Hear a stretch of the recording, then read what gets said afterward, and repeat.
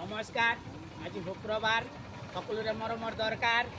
উঠিছে পুৰা ধূপ, কাৰণ বহুত মনসা পুঁজিক মূৰ্তি কেঁচা আছে। এই ৰ'দেই শুকাব, এই বৰষুণেই ভিজাব। তো বৰষুণটো নাপাব। ভাদৰ মাহ বহুত গৰম মাহ পৰিব এইবাৰ।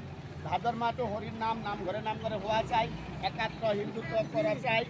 মানুহ ঈশ্বৰ যাতে ঈশ্বৰ নহয় পদ।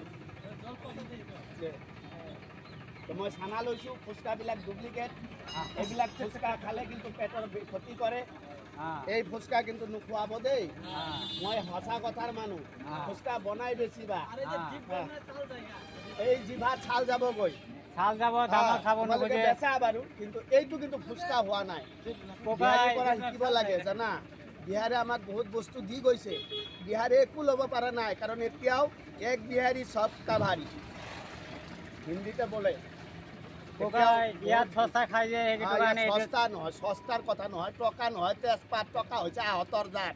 সৎভাৱে ৰোজগাৰ কৰিম, কাকো নিদিওঁ আঘাত, বুজিছা। টকাৰ বাহাদুৰি দেখাই লাভ নাই। টকা ভগৱান নহয়, টকা চলিবৰ কাৰণেহে ভগৱানে ৰজাই বনাইছে। সেইকাৰণে আমি ৰজাৰ কথা মানবা লাগে।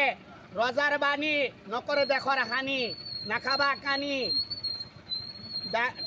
নিচামুক্ত অসম কৰিব গ'লে আপুনি নিজে নিজে সজাগতা হ'ব লাগিব, আৰু সদায় অৰিজিনেল বস্তু চিনিব লাগিব। ডুপ্লিকেট বস্তু দেখায়ো লাভ নাই, খায়ো লাভ নাই। পৰিশ্ৰম কৰিব লাগিব। পৰিশ্ৰমৰ নামেই হৈছে পূজা। সেইকাৰণে মা মনসা, মনৰ আছে আশা, কৰিবা সৎ দশা। নামাঙো যেন ভিক্ষা, দিব লাগে ৰাইজৰ শিক্ষা। তাৰ কাৰণে এইটো শিক্ষা।